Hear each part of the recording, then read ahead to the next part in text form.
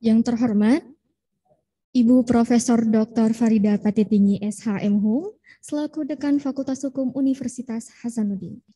Yang kami hormati, Ketua Departemen Hukum Keperdataan Fakultas Hukum Universitas Hasanuddin, Bapak Dr. Winner Sitorus SHMH LLM. Dan juga kami hormati Sekretaris Departemen Hukum Keperdataan Fakultas Hukum Universitas Hasanuddin, Ibu Dr. Aulia Rifai SHMH. Serta yang kami hormati, moderator kita pada seminar kali ini yakni Bapak Dr. Muhammad Aswan Rauf SHMKN. Yang kami hormati seluruh sivitas akademik Fakultas Hukum Universitas Hasanuddin dan juga seluruh peserta seminar pada kali ini yang hadir secara luring terbatas dan juga secara virtual dalam aplikasi Zoom Meeting. Assalamualaikum warahmatullahi wabarakatuh. Shalom, Om Swastiastu, Namo Buddhaya, dan salam kebajikan. Puji dan syukur kehadirat Allah Subhanahu wa Ta'ala, karena berkat dan rahmat-Nya lah kita dapat berkumpul sama-sama pada kali ini secara luring terbatas dan juga virtual untuk sama-sama mengadakan seminar Departemen Hukum Keperdataan Fakultas Hukum Universitas Hasanuddin. Perkenalkan, saya Mutia Ayu Pratiwi selaku Master of Ceremony yang akan memandu rangkaian acara kita pada kali ini. Saya mengimbau kepada peserta yang bergabung di ruang virtual untuk kemudian mengaktifkan kameranya dan juga menonaktifkan mikrofon agar acara kita berjalan dengan lancar. Baik, terima kasih. Sebelum memulai rangkaian acara kita, ada baiknya kita menundukkan kepala bersama untuk berdoa bersama agar rangkaian acara kita pada kali ini berjalan dengan lancar. Untuk itu, kepada Saudara Muhammad Atalarikio, disilakan.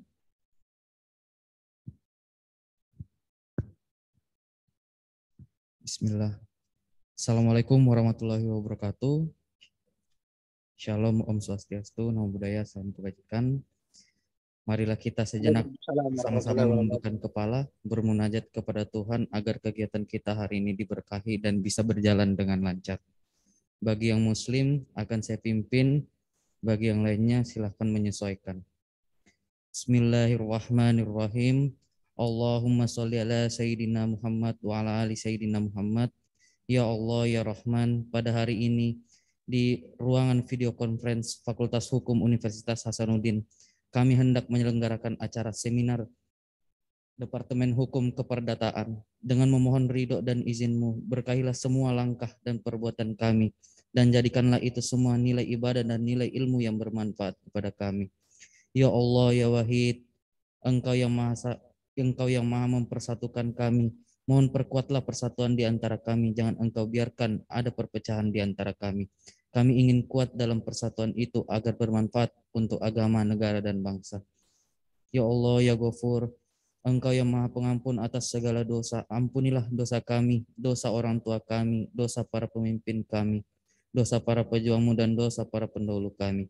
Tempatlah kami dan mereka semua ini dalam lindungan rahmat dan ampunan-Mu. Ya Allah, ya Mujib, Engkau yang maha mengabulkan doa. Perkenankanlah doa dan permohonan kami.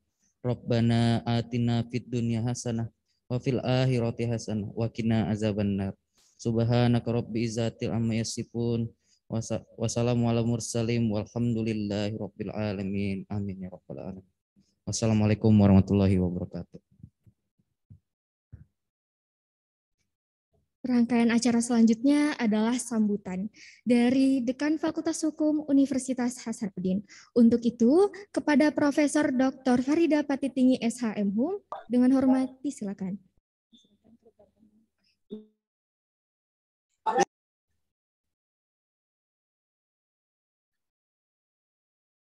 Mohon maaf, maksud kami adalah laporan sekaligus sambutan dan juga membuka acara kita pada kali ini oleh Ketua Departemen Hukum Keperdataan Fakultas Hukum Universitas Hasanuddin. Oleh karena itu, kepada Bapak Dr. Winner Sitorus SHMH LLM, dengan hormat disilakan.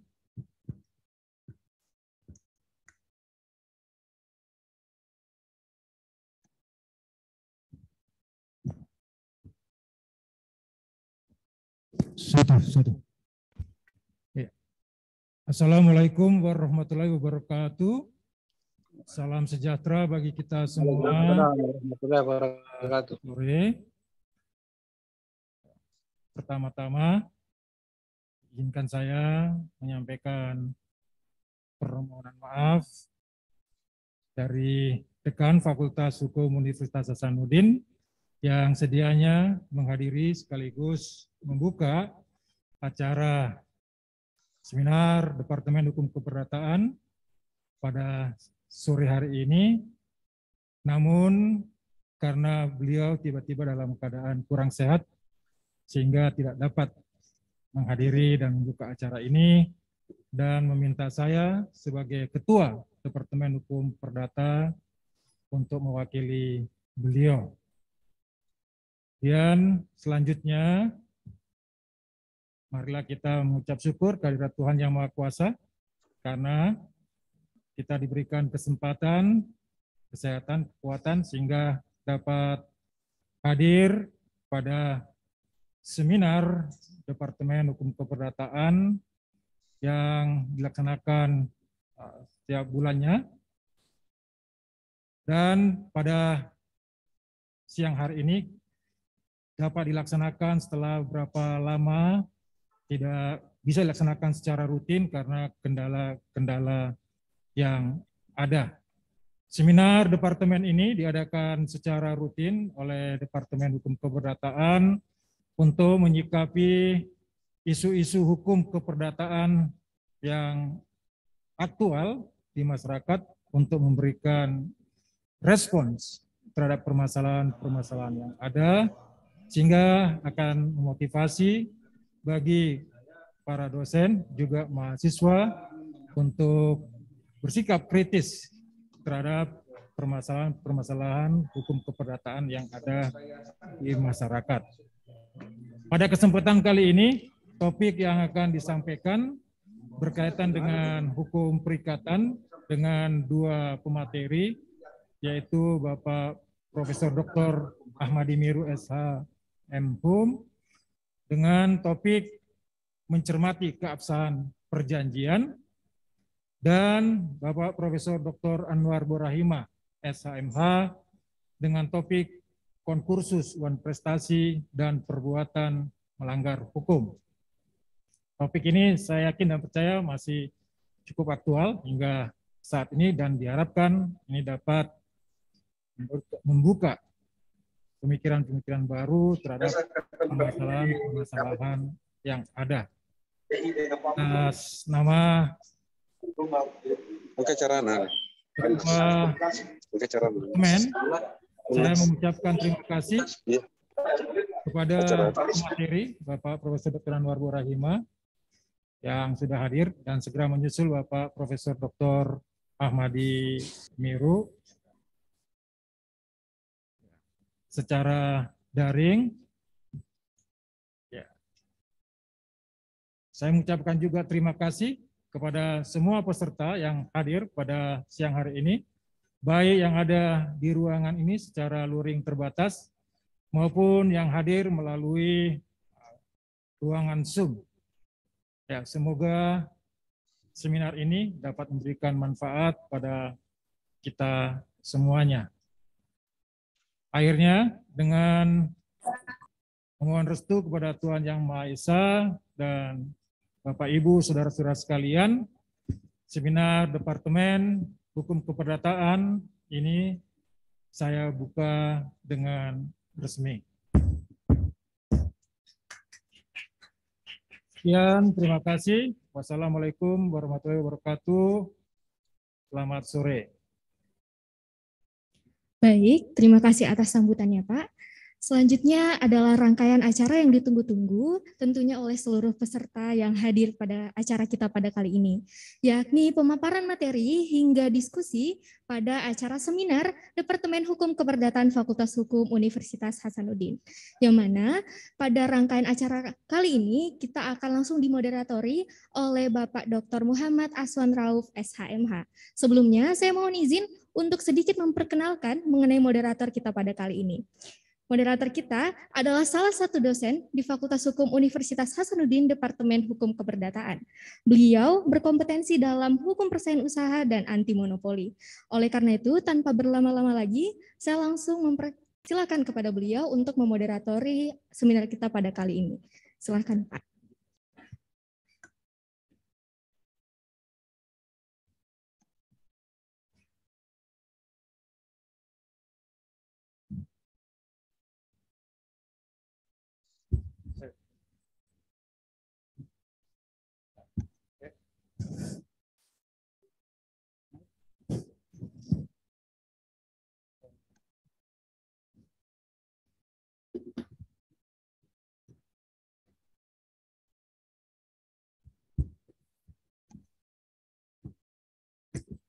Oke, baik. Terima kasih MC atas forum yang diberikan kepada saya.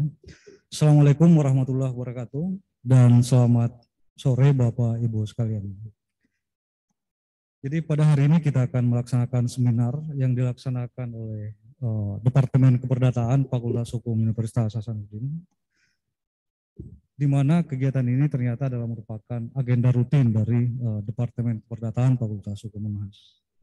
Nah, seperti yang disampaikan tadi bahwa topik yang akan menjadi isu yang akan dibahas oleh narasumber kita pada hari ini adalah terkait yang pertama, keabsahan, mencermati keabsahan perjanjian yang akan dibawakan oleh narasumber kita, Profesor Dr. Ahmadi Miru SHMH, dan yang kedua terkait isu konkursus, uang prestasi, dan perbuatan melanggar hukum yang akan disampaikan oleh Bapak Profesor Dr. Anwar Ibrahim SHMH. Nah, pertama-tama Bapak Ibu sekalian, sebagai informasi bahwa seminar kita kali ini dilaksanakan secara hibrid di Fakultas Hukum di ruang video conference. Kita melaksanakan secara luring terbatas dengan menerapkan protokol kesehatan yang ketat. Kemudian Bapak Ibu juga bisa mengakses seminar ini melalui aplikasi Zoom Meeting ya secara online atau daring ya. Dan peserta kita saat ini di Zoom Meeting sudah ada 220 peserta.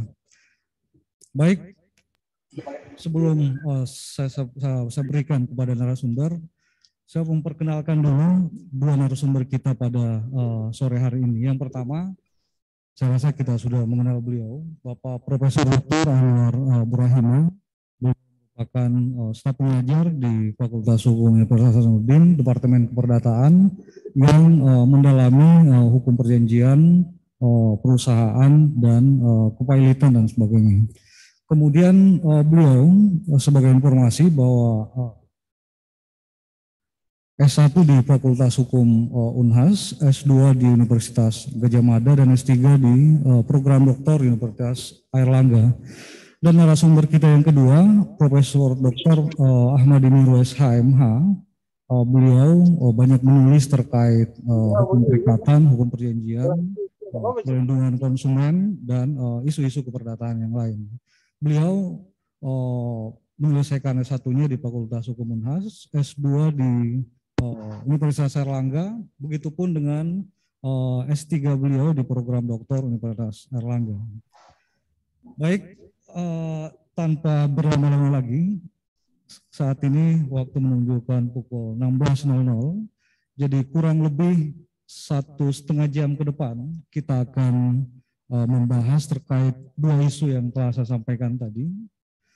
Dan kesempatan pertama akan saya beri, karena ini salah satu narasumber kita, Bapak Profesor Dr. Ahmadi Miru, tidak bersempat bergabung di ruang video conference dan akan menyampaikan materinya secara online. Dan kesempatan pertama untuk itu saya berikan sebagaimana yang disampaikan oleh panitia kepada Bapak Profesor Dr. Anwar Ibrahim SHMH yang akan menyampaikan materi terkait konkursus, uang prestasi, dan perbuatan melanggar hukum. Baik, untuk itu saya berikan kesempatan kepada beliau. Berapa lama? 20 menit ya. Iya. Baik, terima kasih moderator. Bismillahirrahmanirrahim. Assalamualaikum warahmatullahi wabarakatuh. Dan selamat sore, salam sejahtera buat kita semua. yang saya hormati Ketua Departemen Hukum Perdata Universitas Hasanuddin Bapak Dr. Winar Sitorus, juga narasumber Profesor Dr. Ahmad Diniru dan para dosen serta mahasiswa yang hadir serta seluruh hadirin yang hadir secara daring. Saya diberikan waktu 20 menit oleh panitia untuk menyampaikan materi ini. Ya. Seperti kita ketahui bahwa dalam kehidupan sehari-hari, ya manusia itu adalah makhluk sosial. Ya. Artinya apa? Bahwa antara manusia yang satu dengan manusia yang lain itu selalu membutuhkan atau saling membutuhkan. Tidak ada seorang pun yang mampu memenuhi kebutuhannya sendiri.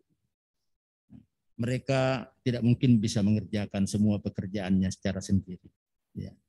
Nah, disinilah biasanya timbul hubungan hukum perjanjian antara seorang dengan seorang lainnya dan menimbulkan perikatan. Selain perikatan yang timbul karena hubungan hukum, ya, seringkali juga perikatan seseorang itu timbul karena peristiwa hukum, timbul karena perbuatan hukum, dan itu berasal dari undang-undang. Baik itu berasal dari undang-undang semata maupun undang-undang karena perbuatan manusia.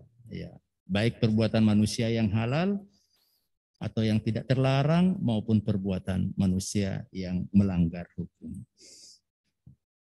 Namun tidak setiap hubungan hukum itu atau perbuatan hukum itu terjadi atau berjalan dengan mulus.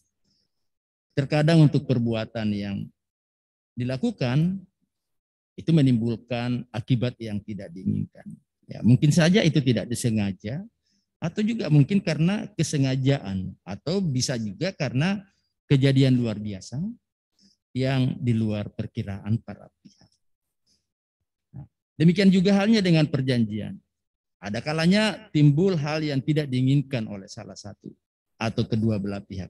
Atau dalam istilah yang lain orang sering menyebutnya ketidakberesan dalam perjanjian. Ketidakberesan dalam perjanjian ini itu bisa terjadi karena pada saat pembuatan perjanjian. Bisa juga terjadi ya, pada saat pelaksanaan perjanjian. Untuk menyelesaikan masalah ini, ya tentu tidak mudah. Ya, sebab terkadang para pihak yang tidak mau berdamai tentunya, ya ini harus menyelesaikan masalahnya di pengadilan. Ya. Sudah sama kita ketahui bahwa dalam hubungan keperdataan, ketika terjadi perkara di pengadilan, maka hal yang sering dijadikan dasar tuntutan atau gugatan itu adalah wan prestasi atau perbuatan melanggar hukum. Ya.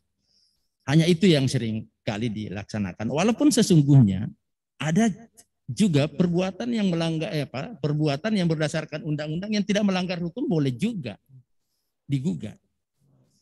Ya, yaitu perbuatan halal dan perbuatan yang lahir karena undang-undang semata. Namun ini jarang sekali terjadi. Ya, biasanya paling kalau alimentasi. Ya, tetapi mengenai zakwar naming, mengenai pembayaran yang tidak terutang, itu hampir tidak pernah orang melaksanakannya. Dan ini yang dijadikan fundamentum petendi atau dasar gugatan atau posita di dalam gugatan. Kemudian kita lihat bahwa tidak menutup kemungkinan bahwa seorang melakukan hubungan hukum atau perjanjian atau perbuatan hukum yang menimbulkan gabungan atau pembarengan, ya, common law atau concursus, ya, antara perbuatan yang dilakukan itu yang melanggar undang-undang dan juga di dalamnya ada wan prestasi atau sebaliknya wan prestasi yang di dalamnya juga ada terkandung perbuatan melanggar hukum. Ini yang seringkali menjadi kesulitan baik bagi para penggugat maupun bagi para hakim. Bagi penggugat tentu kesulitan. Yang mana yang dijadikan dasar hukum? Dasar gugatan atau posita tadi, fundamentum petendi. Apakah itu wan prestasinya atau PMH-nya? Atau kedua-duanya bisa dilakukan seperti itu. Ya, kesulitan berikutnya adalah juga bagi hakim. Kira-kira dasar apa yang dijadikan putusan, apakah wan prestasinya atau KPMH-nya? Ini yang saya angkat menjadi konkursus, judul sebagai konkursus antara wan prestasi dan perbuatan melanggar hukum. Karena tidak menutup kemungkinan hal itu terjadi. Nah, seperti kita ketahui sudah menjadi pelajaran kita semua, ya, terutama di S1 kita sudah mengajari anak-anak kita sumber-sumber perikatan, ya. Seringkali kita menyebutnya perjanjian dan undang-undang. Perjanjian itu ada yang tertulis, ada yang tidak tertulis. Undang-undang tadi seperti yang saya katakan, ada undang-undang semata, ada undang-undang akibat perbuatan manusia. Perbuatan manusia ada yang halal, ada yang tidak atau melanggar hukum. Nah, kemudian kita lihat, ya, walaupun ini dikritisi oleh Pandune, ya, Pandune mengatakan sebenarnya tidak seperti itu isi, ya, atau yang hendak dikatakan oleh pembuat undang-undang. Bukan hanya undang-undang dan perjanjian yang menjadi sumber perikatan. Pertanyaan dari Pandune adalah bagaimana dengan vonis? Bagaimana dengan penawaran? Bagaimana dengan lehat?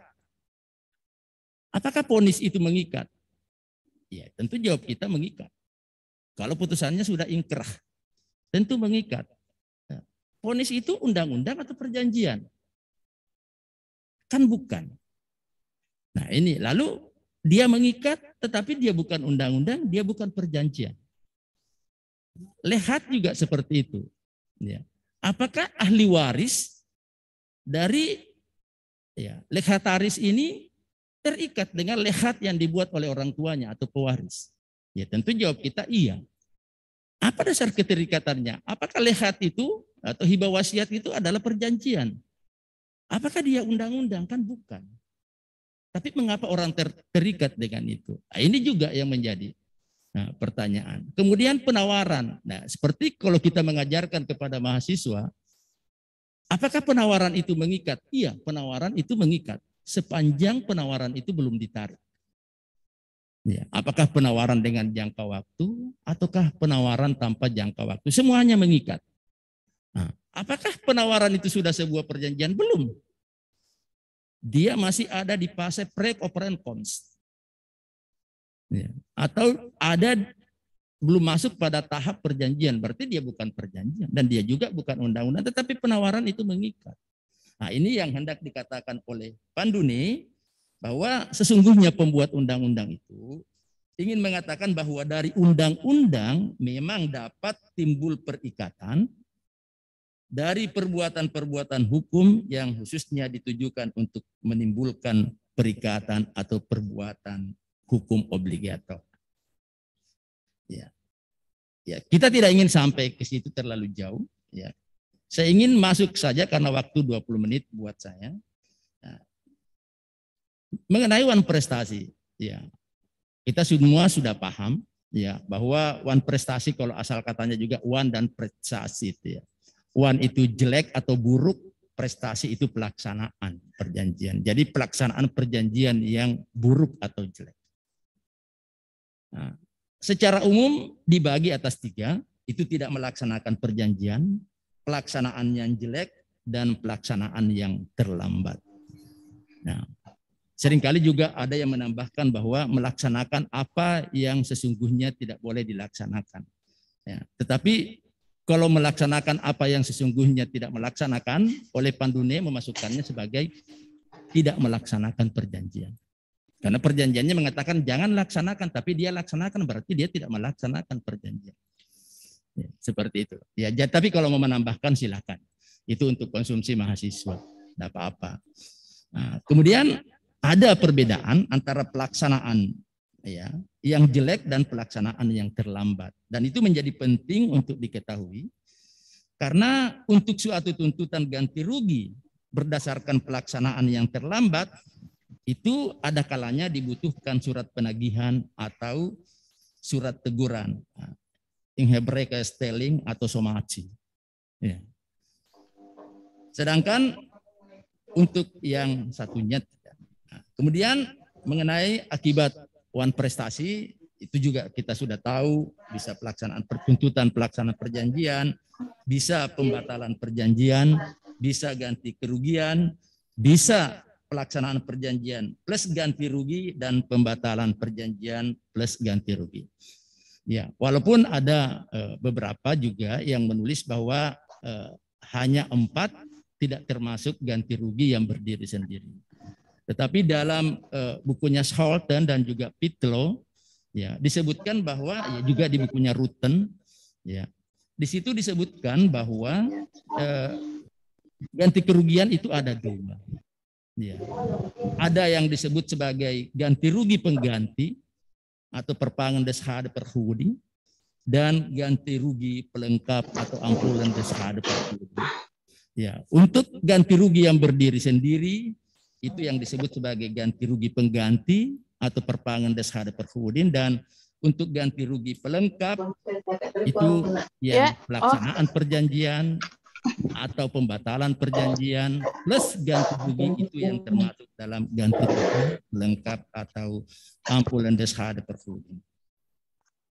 Nah, kemudian selain untuk gugatan wan prestasi ini adalah gugatan alternatif. Ya, boleh menuntut pembatalan, ya boleh juga menuntut pelaksanaan. Ya, seperti halnya juga bisa subsidiarnya adalah pembatalan, bisa juga lebih subsidiar lagi adalah tuntutan ganti rugi, seperti itu. Nah, bisa juga dengan varian-varian lainnya. Nah, saya tidak perlu menjelaskan apa syarat tuntutan ganti kerugian, ya, tetapi saya ingin masuk ke dalam perbuatan melanggar hukum. Untuk perbuatan melanggar hukum saya juga tidak ingin menjelaskan lebih jauh karena itu sudah menjadi pemahaman kita semua. Kita sudah paham apa itu perbuatan melanggar hukum, apa itu syarat untuk masuk ke perbuatan melanggar hukum. Ya, kemudian hanya ingin saya luruskan beberapa pemahaman yang selama ini beredar di media-media sosial. Ya. Saya seringkali membaca ya di media sosial bahwa setiap perbuatan melanggar hukum selalu rujukannya adalah 1365.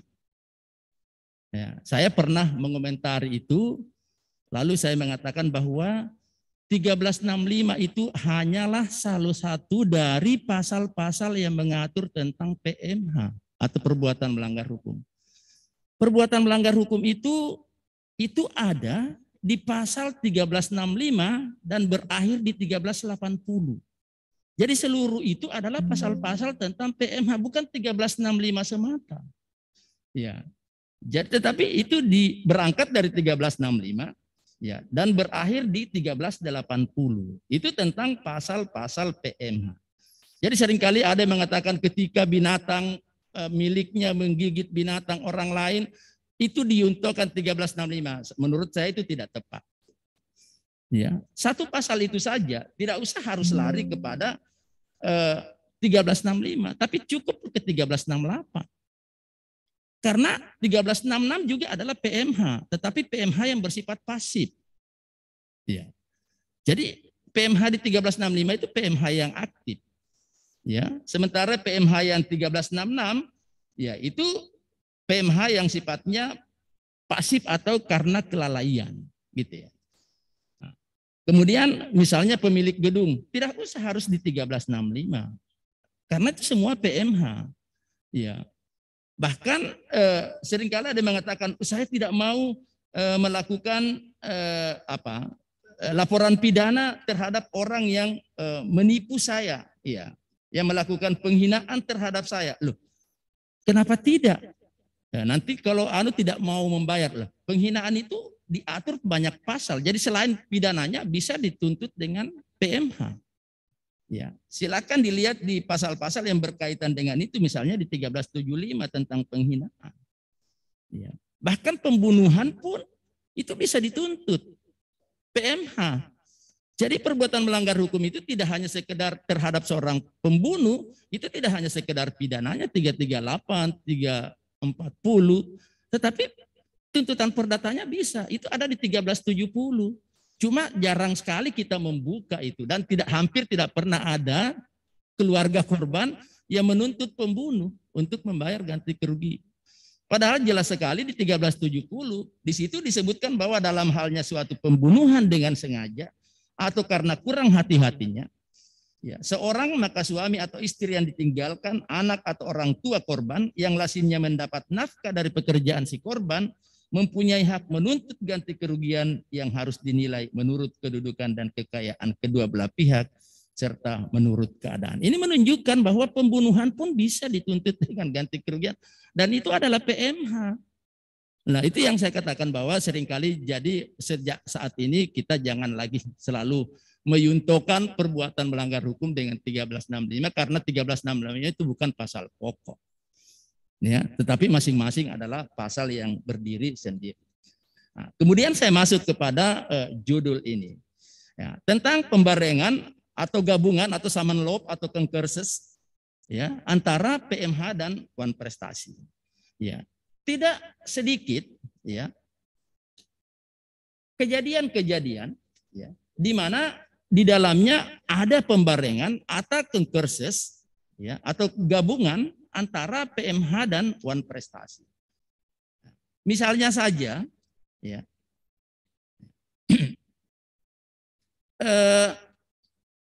seorang, ya ini dalam contoh yang saya sebutkan di sini, ya ada beberapa nanti. Tapi sebelumnya itu saya ingin masuk dulu ke pertanyaan. Bagaimana jika suatu gugatan dilakukan atas tindakan seseorang yang berbarengan atau gabungan atau summon law atau concursus antara pelanggaran terhadap perjanjian dan pelanggaran atas undang-undang? Apa yang menjadi dasar gugatan? Seperti yang saya sampaikan di awal-awal tadi. Ya, ketentuan mana yang dijadikan dasar? Ya, nah, misalnya contohnya ini, ya, sejumlah jagung yang telah diserahkan, ya, jadi ada orang yang membeli jagung, nah, kemudian jagung ini mengandung racun. Nah, lalu jagung ini diberikan kepada kuda-kudanya yang mengakibatkan kudanya itu mati.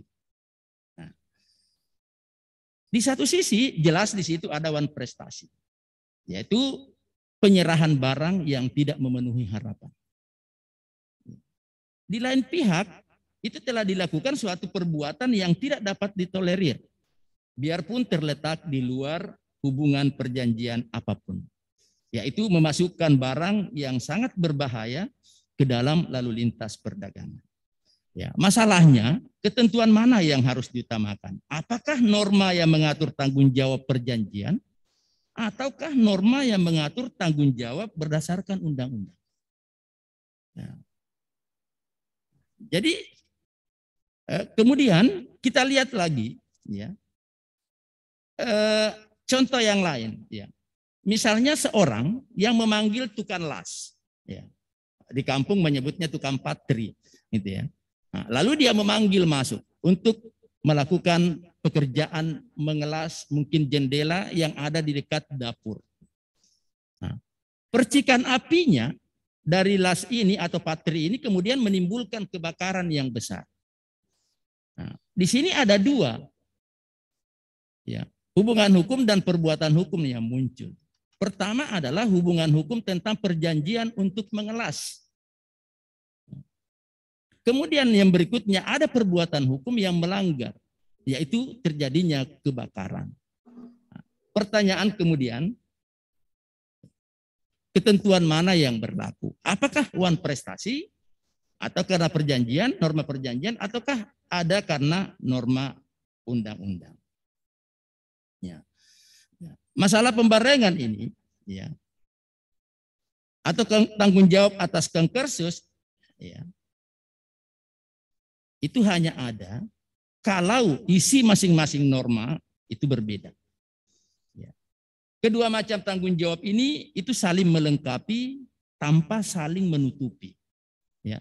Kalau kita lihat dalam contoh tadi, keduanya ada. Ya. Masing-masing norma itu berbeda. Ada norma perjanjian, ada norma undang-undang. Itu melanggar hukum. Nah, untuk memecahkan pemasalah pembarengan ini, maka Mahkamah Agung di Belanda atau Hoogstraat itu sudah mengambil suatu ukuran. Apakah perbuatan yang bersangkutan menimbulkan suatu perbuatan melanggar hukum lepas dari hubungan perjanjian di antara kedua belah pihak. Ya. Sehingga kalau ini yang terjadi, itu lepas dari pertanyaan apakah kewajiban perjanjian itu dilanggar. Nah, dengan kata lain, kalau perbuatan yang menimbulkan kerugian mempunyai sifat melawan hukum atau melanggar hukum, biar tidak ada satupun perjanjian, maka pihak yang dirugikan itu dapat menuntut penerapan 1365, biarpun dia merupakan pihak dalam perjanjian dan menjadi tergugat, maka itu bisa digunakan tentang PM atau perbuatan melanggar hukumnya. Kita kembali tadi ke kasus. Apakah matinya kuda itu karena makan jagung beracun? Apakah itu bisa lepas tanpa ada perjanjian? Ya. Kalau itu bisa lepas dan berdiri sendiri, maka yang berlaku adalah PM. Seperti halnya juga dengan Patri. Nah, oleh karena itu, ya, Mahkamah Agung Belanda ya di tahun 1955 ya juga mengatakan bahwa ketika terjadi hal yang seperti ini, ya, kalau ya bisa lepas seperti itu, maka yang digunakan adalah ketentuan tentang PMH, perbuatan melanggar hukum, dan bukan tentang uang prestasi. Nah, bolehkah masuk ke dalam uang prestasi? Ya. Pendapat lain mengatakan boleh. Ya, Rex sendiri mengatakan dalam tulisannya tentang Concursus, ya, dia mengatakan bahwa ini boleh masuk ke dalam uang prestasi sepanjang perbuatan melanggar hukum itu di-cover dalam perjanjian. Ya, misalnya saja di dalam perjanjiannya dikatakan jika timbul kerugian akibat ini dan seterusnya, maka itu akan menjadi tanggung jawab siapa? Berarti PMH-nya hilang, dan yang digunakan sebagai dasar adalah uang prestasinya. Tetapi kalau tidak dibuatkan perjanjian atau klausula seperti itu, maka yang menjadi dasar tuntutan dan juga menjadi dasar dari hakim untuk putusan itu adalah perbuatan melanggar hukumnya. Ya, saya kira itu yang menjadi pengantar saya ya di sore hari ini. Demikian perhatian. Assalamualaikum warahmatullahi wabarakatuh. Saya kembalikan kepada moderator. Baik. Terima kasih Bapak Profesor Dr. Anwar Burahim SHMH yang telah menyampaikan materi kepada kita semua terkait Concursus antara uang prestasi dan perbuatan melanggar hukum. Kemudian selanjutnya akan saya persilakan kepada narasumber kedua kita pada sore hari ini, yakni Bapak Profesor Dr. Ahmadi Miru SHMH yang akan menyampaikan materi secara online. Assalamualaikum Prof. Waalaikumsalam warahmatullahi wabarakatuh. Baik,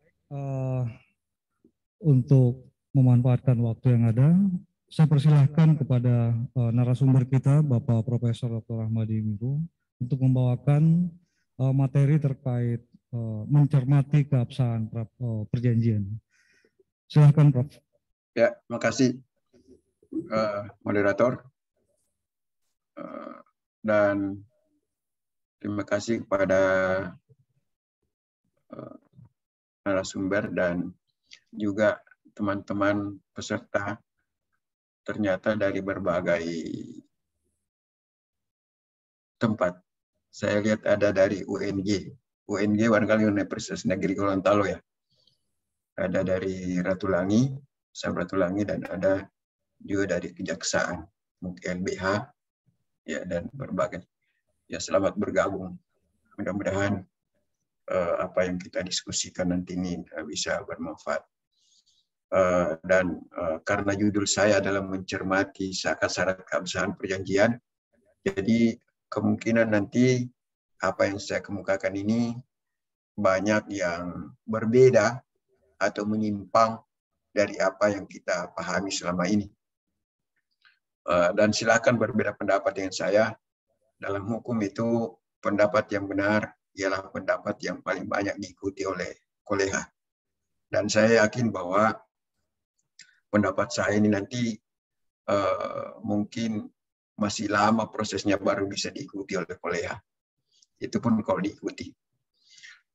Tapi saya akan tetap pada pendirian saya, walaupun itu berbeda dengan para pendahulu atau apa yang sudah menjadi pendapat yang kita anggap benar selama ini. Baik, saya akan share dulu apa yang menjadi bahan saya.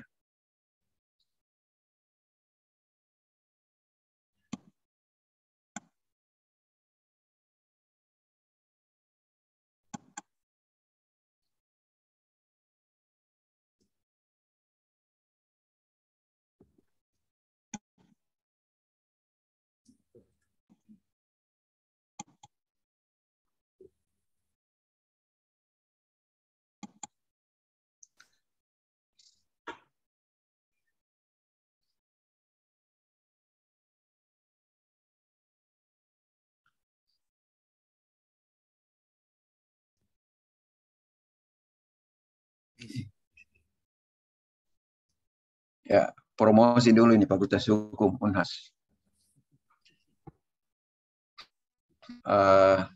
Baik, judul yang saya kemukakan mencermati keabsahan perjanjian. Jadi dari judul ini kemungkinan nanti banyak berbeda dari apa yang sudah pernah kita pelajari dan mungkin juga berbeda dengan apa yang saudara-saudara pahami dan anut selama ini. Yang pertama, ini dulu buku-buku yang saya tulis berkaitan dengan perkaitan kontrak, ya, perjanjian. Mudah-mudahan ini bisa dibaca, tapi di sini pun belum semuanya saya ungkapkan.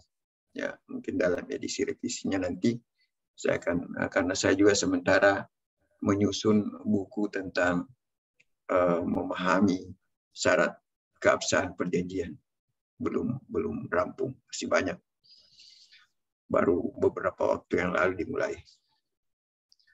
Jadi kita semua sudah pahami bahwa syarat sahnya perjanjian itu ada 4. Itu sudah menjadi pengetahuan umum dan seorang sarjana hukum harus paham betul ini.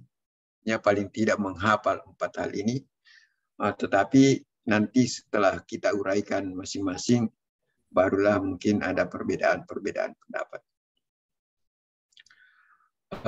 Saya mencoba menggunakan Google Translate untuk menerjemahkan bahasa aslinya. Ternyata dia terjemahkan begini. Syarat pertama itu persetujuan dari mereka yang terhubung. Ya, kelihatannya persetujuan dari mereka yang terikat. Kemudian kemampuan untuk membuat komitmen. Jadi kemampuan di sini sebenarnya kecakapan, yang kita terjemahkan kecakapan untuk membuat perjanjian, kemudian topik tertentu, yaitu objek tertentu, kemudian penyebab yang dibolehkan. Di sini kata penyebab nanti juga mungkin mengundang tafsiran yang bermacam-macam. Ya, karena kita mengatakan suatu kausa yang halal atau sebab yang halal, di sini dikatakan penyebab yang dibolehkan. Ada juga yang menerjemahkan penyebab yang diizinkan. Ya, kalau kita terjemahkan satu-satu kata itu di Google, berbeda-beda artinya jika diartikan secara keseluruhan sekaligus. Kemudian pembatalan dan batal. Ya, syarat 1 dan 2 subjektif tidak terpenuhi. Katanya ini yang kita pahami ya selama ini adalah dapat dibatalkan. Dapat dibatalkan berarti sah. Ya, dapat dibatalkan. Syarat tidak terpenuhi tapi sah. Kemudian yang kedua, syarat ketiga dan keempat atau syarat objektif tidak terpenuhi, batal demi hukum atau batal. Nah, ini yang saya pertanyakan, benarkah begitu? Ya, benarkah atau tepatkah ini, walaupun kita sudah pahami selama ini, benarkah pasal 1320 disebut syarat perjanjian? Ya, syarat sahnya perjanjian. Kenapa saya katakan, kenapa saya pertanyakan? Karena biasanya kalau syarat sah, kalau tidak dipenuhi itu tidak sah. Tapi ini sah. Ya kan? Syarat untuk menikah harus ini. Kalau tidak dipenuhi, tidak boleh nikah. Ya kan? Nah, tapi ini boleh. Ya nanti dibatalkan. Berarti saya masih ragu apakah ini tepat. Ya. Kalau dalam terjemahan tadi, syarat keberadaan. Ya. Ini. Ya, 4 syarat yang diperlukan untuk keberadaan perjanjian. Ya. Nah, kemudian, benar kalau syarat subjektif tidak dipenuhi, perjanjian dapat dibatalkan, dan kalau syarat objektif tidak penuhi, batal demi hukum. Ya, itu juga menjadi pertanyaan. Kenapa saya katakan begitu? Karena salah satu syarat subjektif dari perjanjian adalah kesepakatan. Kalau tidak terpenuhi kesepakatan, apa yang terjadi? Adakah perjanjian? Tidak ada. Apa yang dibatalkan kalau tidak ada perjanjian? Nah, inilah yang saya maksud bahwa perlu dijelaskan lebih lanjut. Jangan digelondong seperti itu. Ya, bolehkah saya mengatakan saya melamar seseorang kemudian tidak diterima lamaran, kemudian saya katakan saya ceraikan kamu? Ya. Apanya yang mau dicerai kalau tidak pernah diterima lamaran? Ya, kalian analoginya. Walaupun kita tidak pungkiri, tapi perlu penjelasan lebih lanjut. Ya, tidak memenuhi syarat kesepakatan dapat dibatalkan. Memang tidak lahir perjanjian. Apanya mau dibatalkan? Ya, kalau tidak terpenuhi syarat kesepakatan. Kita semua pahami, tapi pernyataan yang keliru. Ya, pernyataannya yang keliru, makanya perlu penjelasan lebih lanjut. Ini yang saya maksud. Ya, perlu penjelasan lebih lanjut. Nah, kemudian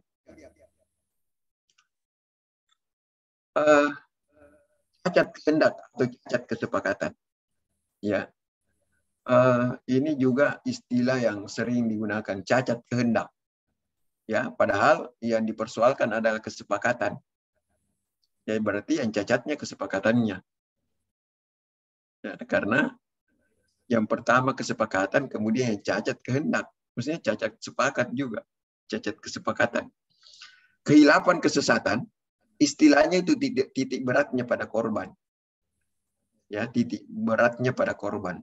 Jadi dia hilaf, kemudian dibiarkan dia hilaf. Ini berbeda dengan penipuan. Titik beratnya pada pelaku. Jadi ada pengaruh dari pelaku sehingga timbul suatu persetujuan misalnya atau perjanjian. Kalau yang lalu, yang pertama kehilapan, pembiaran terhadap orang yang keliru. Biasa kalau mungkin Anda baca buku, kehilapan sengaja, tidak sengaja, kalau penipuan sengaja. Nah, kalau saya dua-duanya sengaja. Tapi satu sengaja pasif, satu sengaja aktif. Ya, penipuan itu sengaja aktif, kalau kehilapan sengaja pasif. Kemudian paksaan dan penyalahgunaan keadaan, ya. Mungkin juga paksaan, apakah mau disebut ancaman terserah, tapi dalam undang-undang kita masih disebut sebagai paksaan. Ya, mungkin di negara lain sudah disebut ancaman, tapi kita belum, saya masih menganut ius constitutum, bukan ius constituendum. Jadi apa yang tertulis untuk sementara sebelum kita cermati lebih lanjut, itu yang saya gunakan. Kemudian penyalahgunaan keadaan. Penyalahgunaan keadaan ini biasa disebut cacat kehendak yang keempat. Walaupun ada juga yang memasukkan sebagai suatu kausa yang tidak, kausa yang tidak halal. Ya. Nah, kemudian kecakapan. Kecakapan yang kita pahami, ya, ada dua pendapat sekarang. Ada yang mengatakan 18 tahun berdasarkan berbagai undang-undang yang kemudian lahir. Ya, pasal 47, pasal 50 Undang-Undang Perkawinan. Dan dalam UUJN juga disebut 18 tahun. Nah, kemudian yang jadi masalah, apakah betul dalam BW itu menganut kedewasaan 21 tahun? Ya, secara umum yang sebagaimana ditunjuk oleh pasal 1330, ya, 330, ya, kecakapannya. ya kedewasaannya. Apakah betul 21 tahun? Sebagaimana pada pasal 330. Ternyata tidak. Ternyata tidak. Tidak semua BW menganut kedewasaan atau kecakapan adalah 21 tahun. Ya, karena dalam pasal 897, 18 tahun sudah dianggap cakap. Sudah bisa bertindak menurut hukum. Ya. Kemudian, dalam undang-undang perkawinan juga butuhkan izin kalau 21 tahun. Mengapa bukan 18 tahun? Tidak ditahu dari mana angka 21 tahun ini. Ya, kalau dalam BW 30 tahun, di sini dia diatur 21 tahun. Tapi apa dasarnya mengambil 21 tahun, kita tidak tahu. Ya.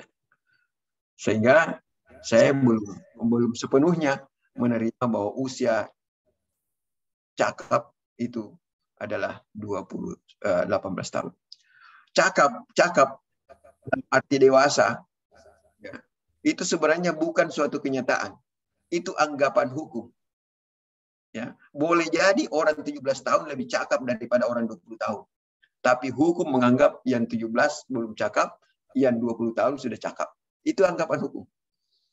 Bukan kenyataan. Ya, bukan kenyataan. Kecuali kalau orang yang di bawah pengampuan, ya, orang dewasa yang tidak cakap, itu mungkin kenyataan. Ya. Karena tidak mungkin misalnya saya umur 17 tahun, 11 bulan, 29 hari belum cakap. Besoknya saya sudah cakap. Ya, padahal cuma berapa perpindahan waktu tingkat kemampuan saya berubah dalam sekian menit. Jadi itu anggapan hukum saja. Ya. Makanya saya bisa katakan kalau mau merayakan ulang tahun, walaupun saya tidak merayakan, tidak ada gunanya merayakan di usia 17 karena belum cakap juga. Ya kan? Belum bisa nonton. Kalau 17 tahun ke atas. Baru bisa nonton, belum bisa bertindak secara hukum. Nah, saya ini belum dewasa, tidak normal dan pengampuan. Ya, saya mencoba. Di sini saya berbeda pendapat dengan pada umumnya. Ya, pada umumnya senior yang mengatakan kalau seseorang di bawah pengampuan membuat perjanjiannya dapat dibatalkan. Saya saat ini dan sebelumnya menyatakan dengan tegas saya tidak sependapat dengan itu. Ya, kemungkinan juga kita tidak sependapat. Tapi pendapat saya begini. Kalau pasal 1331 menyatakan tidak cakap itu dapat dibatalkan. Pasal 1331 begitu. Kemudian pasal 446 dewasa tidak normal di bawah pengampuan perjanjiannya batal demi hukum. Kalau orang gila di bawah pengampuan, maka ketika dia membuat perjanjian batal demi hukum. Tapi ketika dia gila misalnya dan tidak di bawah pengampuan dan membuat perjanjiannya dapat dibatalkan. Ya, sah. Ya. Pasal 1446 mengatakan kalau belum dewasa di bawah pengampuan batal demi hukum. Jadi antara 1331 dan 1446 itu berbeda. Ada yang mengatakan dapat dibatalkan, ada yang mengatakan batal demi hukum. Sarjana-sarjana dulu, senior-senior ya yang sudah dianut pendapatnya mengatakan bahwa pasal 1446 ini harus dibaca dapat dibatalkan. Harus dibaca dapat dibatalkan. Jadi dua-duanya menurut saya ini bertentangan. Antara tidak cakap pada 1331 dan tidak cakap pada 1446 akibatnya berbeda. Makanya lebih tepat untuk memberlakukan 447 dan 446. Itu yang saya anut. Ya, jadi saya tegaskan sekali lagi bahwa kalau orang tidak cakap, ya orang dewasa yang gila, misalnya perjanjian yang dibuat adalah dapat dibatalkan. Kalau orang dewasa yang gila kemudian sudah dibawa pengampuan, maka perjanjiannya batal demi hukum. Jadi ada perbedaan antara keduanya. Ya, karena pengadilan sudah menetapkan bahwa dia dibawa pengampuan, berarti ada kewenangan yang hilang pada saat itu. Kewenangannya untuk membuat perjanjian sudah hilang sehingga perjanjiannya batal demi hukum. Ya, ini tegas saya katakan. Jadi apakah saudara terima atau tidak itu tidak ada masalah bagi saya. Ya. Mau sependapat, mau tidak sependapat, tidak ada masalah bagi saya. Nah, tapi seperti saya katakan tadi bahwa kebenaran dalam ilmu hukum ini terhadap satu pendapat ialah yang paling banyak diikuti oleh kolega. Ya, apakah pendapat saya nanti diikuti oleh kolega atau tidak, itu urusan belakang. Ya, urusan belakang. Tapi saya mampu atau mau mempertanggungjawabkan kalau ada yang mau berdiskusi tentang ini. Suatu perjanjian, kemudian hal tertentu. Suatu perjanjian harus mempunyai sebagai pokok suatu barang yang paling sedikit ditentukan jenisnya. Tolong diingatkan saya moderator 5 menit sebelum habis. Ya, karena kita tadi mulai agak terlambat ya, 5 menit keterlambatan tadi. Kemudian tidak menjadi halangan bahwa jumlah barang tidak ditentukan asal saja jumlah itu kemudian dapat ditentukan atau dihitung. Ya, jadi yang penting dulu jenisnya. Nah, yang masalah adalah kadang-kadang yang ditentukan betul jenisnya. Jenisnya ditentukan, tapi jenis barang itu banyak kualitasnya, banyak tingkatan kualitasnya. Jadi ada kualitas pertama, kedua, ketiga, ya, keempat, kelima misalnya. Nah, maka 1392 memberikan suatu jalan keluar. Kalau terjadi seperti itu, maka yang berlaku ialah jika barang yang terhutang itu hanya ditentukan jenisnya, maka untuk membebaskan diri dari utangnya, si berhutang tidak diwajibkan memberikan barang dari jenis yang paling baik. Jadi tidak wajib memberikan yang terbaik, tapi tidak cukup sebaliknya ia memberikan barang yang jenis yang paling buruk. Ya, jadi istilah sederhananya tidak wajib yang terbaik, tapi tidak boleh yang terburuk. Jadi kalau ada, selalu saya kasih contoh ini di kelas. Kalau ada orang 3 bersaudara, 1 jelek, 1 tengah-tengah, 1 cantik sekali, kemudian saya pergi melamar di bapaknya. Saya lamar anak bapak. Lamaran diterima.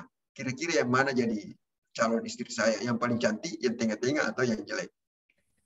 Nah, karena tidak wajib yang terbaik, maka boleh yang tidak tercantik. Tapi tidak boleh, tidak cukup, tidak boleh yang paling buruk. Tidak boleh yang terjelek. Jadi sisa 2 kemungkinan. Yang paling cantik atau yang tengah-tengah. Kalau bapaknya juga tidak mau rugi, kalau umpannya sedikit, ya dia kasih yang tengah-tengah. Karena rugi juga kalau yang paling cantik. Nah, makanya yang di tengah-tengah. Seandainya kualitas orang ditentukan oleh cantiknya. Tapi kan tidak. Ya, kualitas orang itu tidak ditentukan oleh cantiknya. Ya, saya kasih contoh itu supaya lebih gampang dimengerti. Walaupun itu tidak termasuk dari objek perjanjian sebagaimana yang kita bicarakan. Nah, kemudian 1335 sampai 1337. Ya, sebenarnya apa yang selama ini kita sebut kausa terlarang, ya. Sebenarnya kausa itu ada 3 macam, ya, kausa yang tidak dibolehkan. Ya. Ada namanya perjanjian tanpa kausa. Ya, perjanjian tanpa kausa. Jadi sejak awal perjanjian tersebut tidak dapat dilaksanakan. Kemudian perjanjian dengan kausa palsu. Kausa yang dikemukakan halal, tapi kausa yang sebenarnya terlarang. Jadi ada kepalsuan dalam kausanya. Ya, apa yang disebutkan dalam perjanjian seolah-olah perjanjian itu dibolehkan. Ternyata sebenarnya tujuan perjanjian itu adalah terlarang. Ya. Kemudian perjanjian dengan kausa terlarang. Jadi ada bertentangan dengan undang-undang, ketertiban umum, atau kesusilaan. Itu 3 hal yang merupakan bagian dari kausa atau tanpa kausa yang terlarang. Maaf ya, sebentar. Di perjanjian itu ada tanpa kausa, ada kausa palsu, ada perjanjian dengan kausa terlarang. Yang banyak kita pelajari ialah perjanjian dengan kausa terlarang atau yang bertentangan dengan undang-undang, ketertiban umum, dan kesusilaan. Nah, kemudian kita bisa memisahkan sebenarnya kausa dalam perjanjian dan motif dalam perjanjian. Ya, kalau motif itu sifatnya subjektif. Ya. Jadi tujuan salah satu pihak atau masing-masing pihak. Ya, penjual ada tujuannya, pembeli ada tujuannya. Itu namanya motif. Ya, apa yang melatar belakangi dia melakukan perjanjian. Itu motif. Tetapi ketika tujuan itu diketahui dan diwujudkan oleh para pihak, maka itu namanya kausa dalam perjanjian. Jadi dua-duanya tahu. Ya, dua-duanya tahu dan itu bagian dari perjanjian. Itu namanya kausa. Nah, kemudian bentuk-bentuk tidak halal ini saya kutip dari Jun Hoyes ini, penutupan perjanjian tidak halal, ya, cara timbulnya perjanjian tidak halal, prestasi yang diwajibkan oleh perjanjian atau isinya tidak halal, cara pelaksanaan perjanjian tidak halal, ya, maksud para pihak yang tidak halal. Ini bagian-bagian. Kalau yang banyak kita bicarakan ialah maksud para pihak tidak halal. Jadi tujuan para pihaknya yang tidak halal. Ya, karena kenapa ini saya kemukakan? Karena sekarang ada pergeseran dari istilah kausa yang tidak halal ini. Kalau yang lalu-lalu itu yang awal-awal, tujuannya saya tidak halal. Kemudian ada pergeseran, terus pergeseran, akhirnya sampai kepada bukan hanya tujuannya, tapi yang penting melanggar hukum. Kemudian ada juga yang tidak lagi batal demi hukum, tapi klausula yang melanggar itulah yang batal. Jadi tidak semuanya batal, ya, yang sebagiannya saja, yang melanggar saja klausulanya yang batal. Ya, kemudian kesimpulan 1320 yang dikenal sebagai syarat sahnya perjanjian, walaupun tidak terpenuhi syarat subjektif tetap berlaku, walaupun dapat dibatalkan, membuat istilah syarat sahnya perjanjian kurang tepat. Seharusnya syarat kesempurnaan perjanjian. Ya, walaupun kalau diterjemahkan memang disebut syarat sahnya, tapi kok tidak dipenuhi tapi tetap berlaku. Kemudian pernyataan bahwa jika syarat subjektif tidak dipenuhi maka perjanjian dapat dibatalkan juga kurang tepat, sehingga perlu penjelasan lebih lanjut. Karena yang dimaksud syarat subjektif tidak terpenuhi, khususnya syarat pertama sebenarnya bukan tidak terpenuhi, tapi pemenuhannya cacat karena ada syarat subjektif kesepakatannya yang tidak terpenuhi. Ya, tidak karena kalau syarat subjektif kesepakatan tidak terpenuhi tidak mungkin lahir perjanjian. Jadi yang dimaksud di situ adalah cacat. Jadi jangan di generalisir bahwa dapat dibatalkan kalau tidak terpenuhi syarat subjektif. Kemudian usia cakap yang dinyatakan telah berubah 21 tahun menjadi 18 tahun yang didasarkan pada beberapa undang-undang dan putusan hakim perlu lebih dipertegas mulai undang-undang yang khusus mengenai kecakapan membuat perjanjian. Kemampuan perjanjian bukan tapi batal. Karena bahwa kemampuan ini membuat perjanjian berbeda. Jika orang tidak di bawah pengampuan, perjanjiannya tetap sah tapi dapat dibatalkan. Kemudian, perjanjian yang kausanya tidak halal, sepanjang masih dapat dilanjutkan dengan hanya membatalkan klausula yang tidak halal, maka klausulnya saja yang dibatalkan. Tetapi jika tidak dapat melanjutkan perjanjian dengan kausa yang halal, maka perjanjiannya batal demi hukum. Kemudian perlu ada pedoman yang tegas tentang akibat perjanjian yang kausanya tidak halal.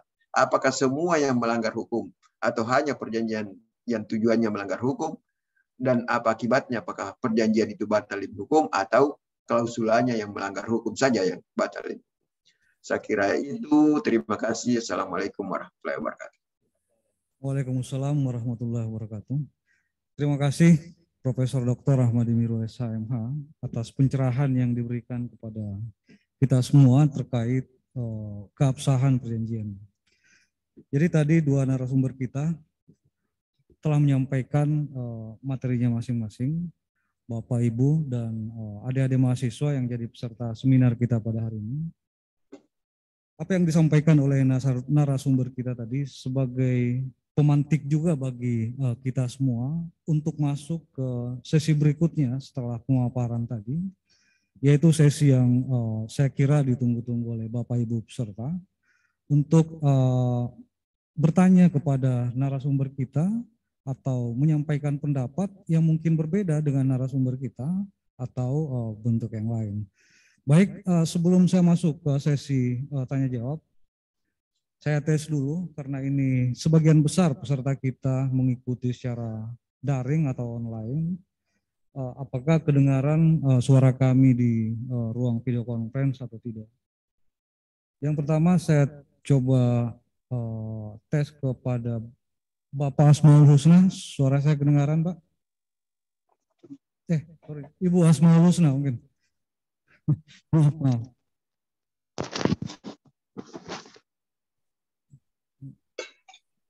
Kedengaran. Kedengaran. Oke, baik. Saya halo. Ke Bapak Dandi Haryanto. Kedengaran. Saya asumsikan bahwa 297 peserta kita yang lain yang mengikuti secara online aplikasi Zoom meeting mendengarkan apa yang disampaikan oleh narasumber dan oleh kami di ruang video conference Fakultas Hukum Universitas Hasanuddin. Baik, di sesi pertama tanya jawab ini akan saya berikan kesempatan kepada 6 peserta untuk bertanya kepada narasumber.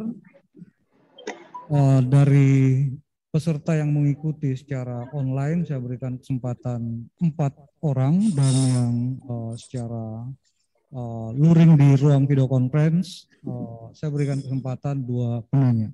Baik, kesempatan pertama saya berikan kepada peserta yang mengikuti secara online atau secara daring.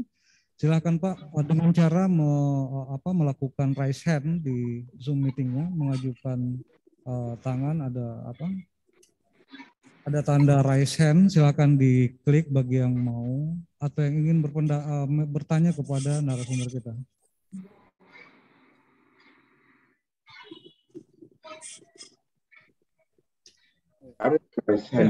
Ada orang, yang pertama Ibu Mutia Herawati, Bapak Abdul Rahman dan Bapak Kuku. Halo, assalamualaikum. Ya, silakan Bapak Abdul Rahman. Moderator. Sudah, mulai ya. Ya, silakan Pak. Moderator. Sudah, silakan. Pak Abdul Rahman, silakan. Ya, baik. Assalamualaikum warahmatullahi wabarakatuh. Pertama pada bekas menguji saya, Prof. Rahimah, waktu di S3.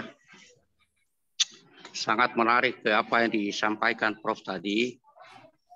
Namun pada kenyataannya di dalam putusan-putusan hakim, bahkan beberapa kali saya menjadi saksi ahli, antara wan prestasi dan PMH perbuatan melawan hukum, itu seharusnya satu kan wan prestasi berdasarkan perjanjian. Akibat dari perjanjian itu sehingga jadi wan prestasi.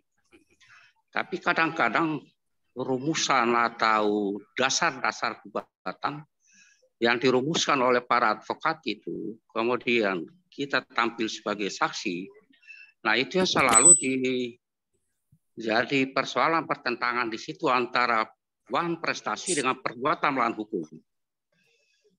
Nah dalam putusannya kebanyakannya hakim memutuskan NO, niet van verklaar.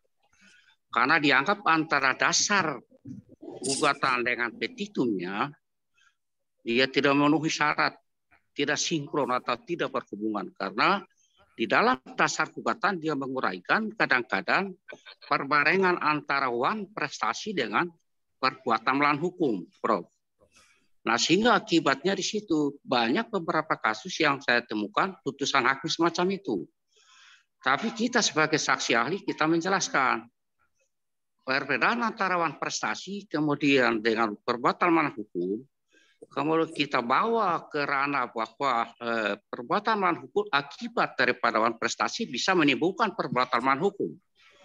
Sesuai Prof jelaskan tadi. Tapi faktanya, kenyataannya yang tadi yang saya katakan Prof, putusannya jadi lain. Itulah dalam kenyataan atau faktanya.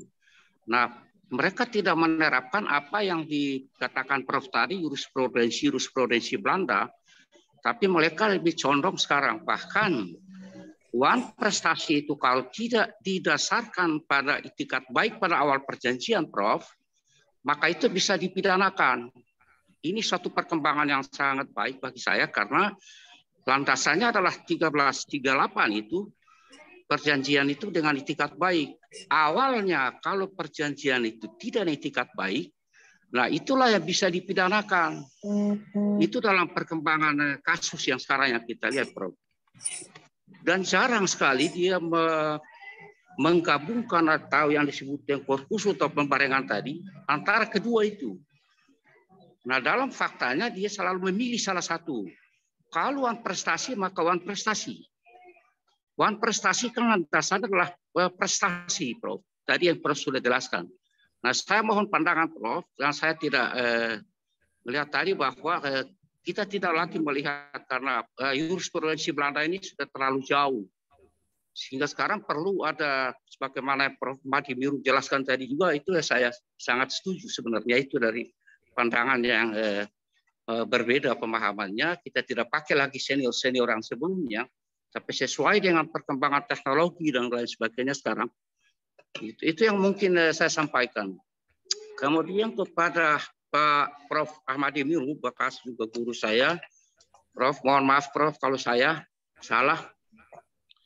Dalam faktual juga Prof, dalam kenyataannya memang batal dan batal demi hukum itu dapat dibatalkan, memang perbedaan pemahaman. Saya melihat di dalam pasal 1266 Prof, nah sehingga saya selalu mengatakan bahwa kalau batal demi hukum, itu kan lemah dalam pelaksanaannya. Baik orang melaksanakan atau orang tidak melaksanakan.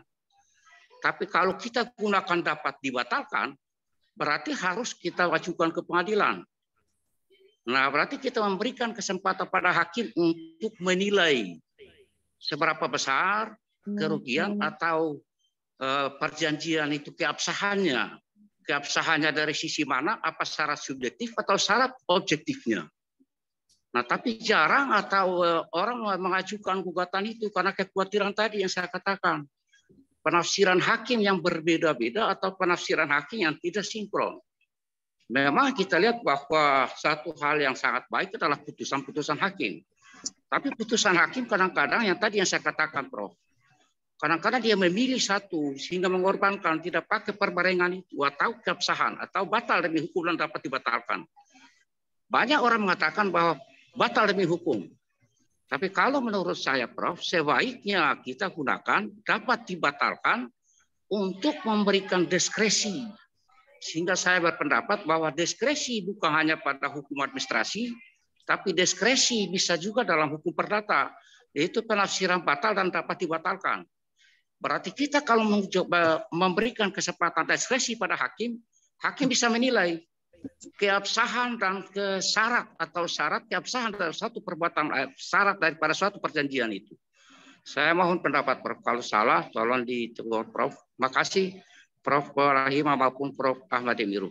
Baik, terima kasih. Assalamualaikum warahmatullahi wabarakatuh. Waalaikumsalam. Terima kasih Bapak Abdurrahman Ponoras. Kemudian kesempatan kedua, saya berikan kepada Ibu Mutia Herawati Talib.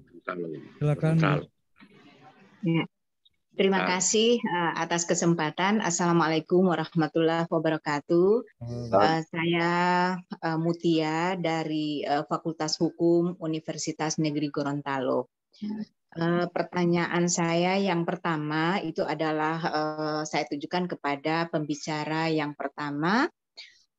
Ini adalah tentang suatu peristiwa hukum yang itu ada indikasi ini bisa masuk ke ranah wan prestasi dan bisa juga masuk ke ranah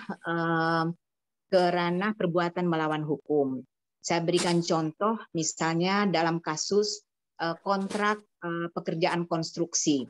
Nah, ketika terjadi yang namanya keterlambatan pekerjaan, itu barangkali bisa dilihat dari aspek dari ranah wan prestasi.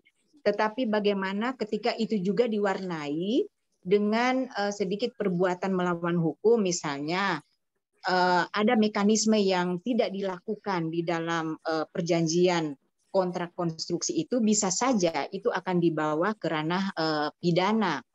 Nah, ketika terjadi dua indikasi ini, apakah bisa dimungkinkan itu terjadi kumulasi gugatan ataupun gabungan dari suatu perkara antara wan prestasi dan perbuatan melawan hukum?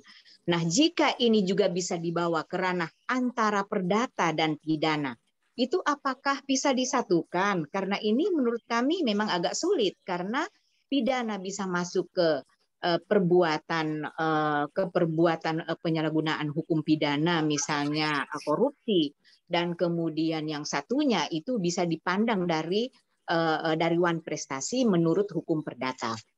Dan pertanyaan saya yang kedua itu kepada Bapak Prof. Amiru.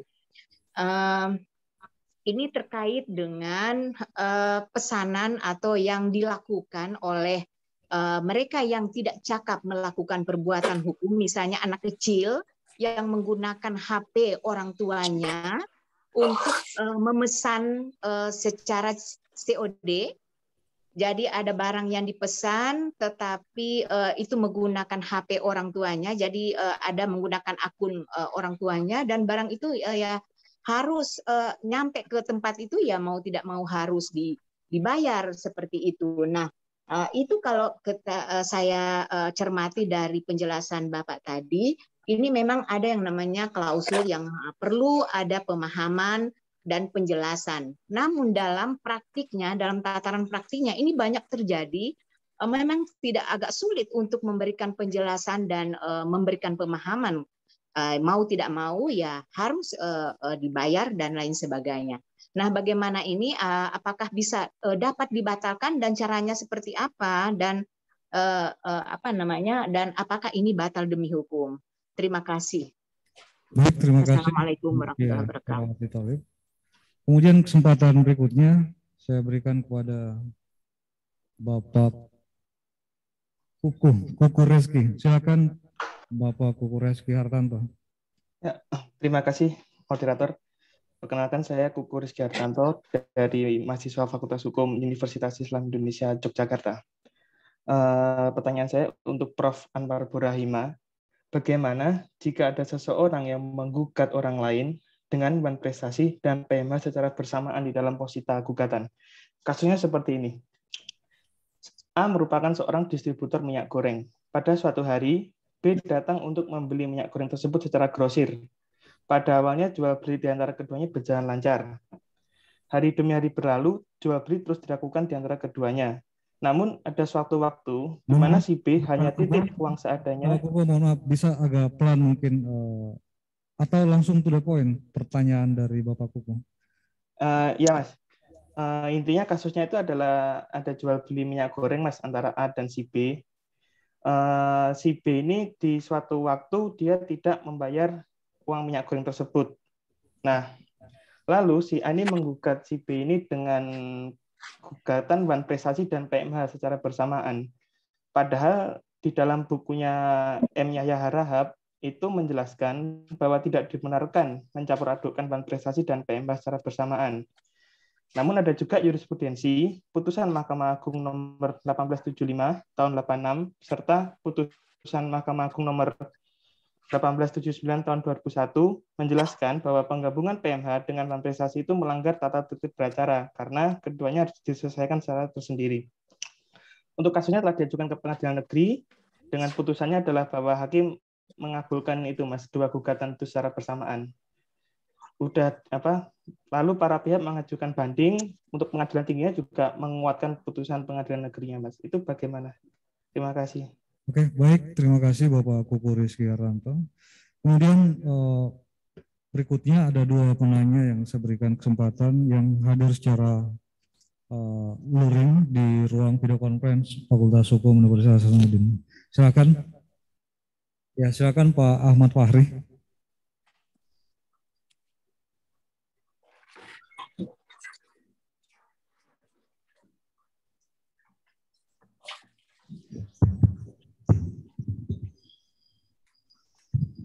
Terima kasih Bapak Moderator. Pertanyaan saya yang pertama terkait dengan materi yang disampaikan oleh Prof. Anwar Burahima terkait kursus antara wan prestasi dan PMH ya.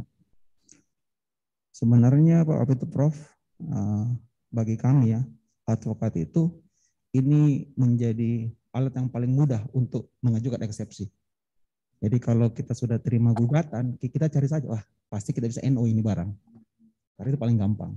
Karena memang sepengetahuan saya Prof, sesuai dengan ajaran yang digariskan oleh Yahya Harahap juga di dalam bukunya, bahwa memang sikap Mahkamah Agung Republik Indonesia itu mengatakan kedua gugatan tersebut kita tidak bisa gabung.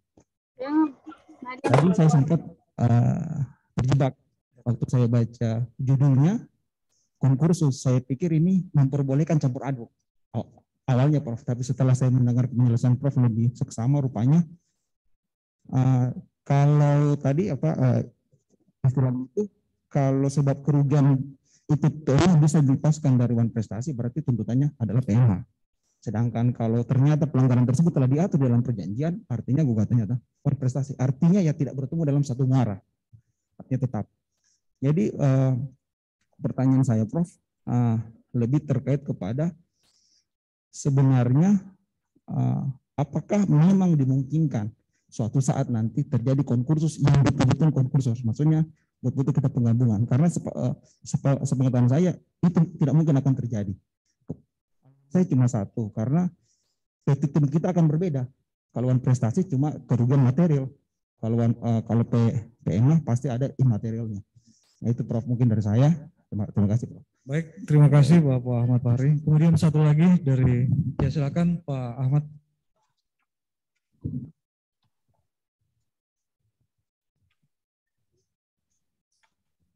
Ya, bismillah. Assalamualaikum warahmatullahi wabarakatuh. Saya mohon maaf hanya bertanya untuk Prof Anwar, Prof Ahmadi nantilah. Mohon maaf Prof. Penjelasan tentang uang prestasi dan PMH yang coba sesuai judul dikonkursuskan, pada akhirnya seperti tadi disampaikan oleh dosen kita sekaligus advokat yaitu Ahmad Fahri, bahwa di dalam berperkara untuk menentukan apakah uang prestasi maupun PMH itu harus tegas. Nah, saya coba mengaitkan pembahasan uang prestasi dan PMH ini dari sisi tanggung jawab hukum. Kalau tidak keliru, ada beberapa jenis tanggung jawab hukum yang dalam pembahasannya itu ada tanggung jawab mutlak, kemudian ada tanggung jawab tanpa kesalahan, ada juga yang menyatakan tidak bertanggung jawab sama sekali, dan ada tanggung jawab terbatas dengan klausul eksonerasi. Nah, yang ingin saya tanyakan begini, Prof. Taruhlah di dalam hubungan hukum itu kemudian dibuat perjanjian tidak bertanggung jawab sama sekali. Lalu dalam perjalanan hubungan hukum itu kemudian menimbulkan kerugian. Nah, apakah kemudian karena berpegang pada tanggung jawab hukum yang tidak bertanggung jawab sama sekali, kemudian bisa dipersoalkan secara PMH, atau dia tetap pada konteks ini karena dibangun tadi dari perjanjian, maka dia tetap uang prestasi. Saya kira itu, Prof. Terima kasih banyak. Oke, baik, terima kasih Pak Ahmad, dan terima kasih kepada penanya yang lain. Baik, untuk menanggapi apa yang ditanyakan oleh para peserta, kesempatan pertama saya berikan kepada Bapak Profesor Dr. Anwar Burahima, SHMH. Ada beberapa pertanyaan tadi, Prof. Apa perlu saya bacakan atau? Kalau saya tidak paham gitu ya. Ya, Prof. Silakan, Prof. Terima kasih Pak moderator, terima kasih para penanya ini dengan pertanyaan yang luar biasa juga. Dari Pak Rahman kalau saya tidak salah ya. Bahwa saya selalu mengatakan bahwa uang prestasi dan PMH itu adalah dua hal yang berbeda gitu ya. Ya, uang prestasi adalah didasarkan pada perjanjian, PMH pada peraturan perundang-undangan. Dalam hal-hal tertentu ada uang prestasi yang juga didasarkan pada undang-undang. Makanya kalau kita membaca di bukunya Pandenberg dan juga Van Vollenhoven disebutkan bahwa di situ ada tiga tanggung jawab. Tanggung jawab yang didasarkan pada perjanjian murni, tanggung jawab yang didasarkan pada undang-undang murni, dan tanggung jawab yang didasarkan pada perjanjian atau undang-undang. Nah, kapan itu? Ini menjadi aneh. Ya, mungkin orang mendengarnya bahwa kok bisa undang-undang lalu kemudian itu kan prestasi. Ya, ketika undang-undang itu merupakan undang-undang pelengkap, maka itu masuk di dalam konteks uang prestasi. Misalnya dalam perjanjian yang disebutkan apa? Tentang bunga misalnya, tentang tentang risiko, ya berarti itu tetap uang prestasi walaupun ketentuannya ada pada undang-undang. Nah, itu yang disebut sebagai undang-undang, ya sebagai tanggung jawab atas undang-undang dan bukan undang-undang murni. Kalau undang-undang murni itu PMH. Tetapi kalau itu perjanjian murni itu uang prestasi. Tetapi perjanjian yang ada undang-undangnya juga, tetapi undang-undang itu bukan undang-undang yang memang mengatur seperti itu, hanya merupakan pelengkap, maka itu adalah uang prestasi juga. Nah, kemudian ya itikat baik, ya itikat baik itu ada pada, ya kalau baca di bukunya Prof. Ridwan Hairandi, bahwa itikat baik itu ada pada awal perjanjian, ada pada pelaksanaan, dan ada pada pos. Ya, jadi itikat baik itu selalu ada, Pak. Jadi bukan berarti bahwa ukuran itikat baik itu lalu yang ada mungkin, kalau seperti saya mungkin itu juga yang dimaknai oleh Pak Rahman, ketika membedakan antara penipuan dan uang prestasi gitu, dan ya bahwa kalau uang prestasi itu kan ya mungkin boleh dikatakan kejujurannya itu atau ketidakjujurannya itu ada di akhir. Ya, tetapi bukan itikat baiknya. Atau kalau mau dimaknai itikat baik, kejujuran itu adalah itikat baik, ya seperti itu.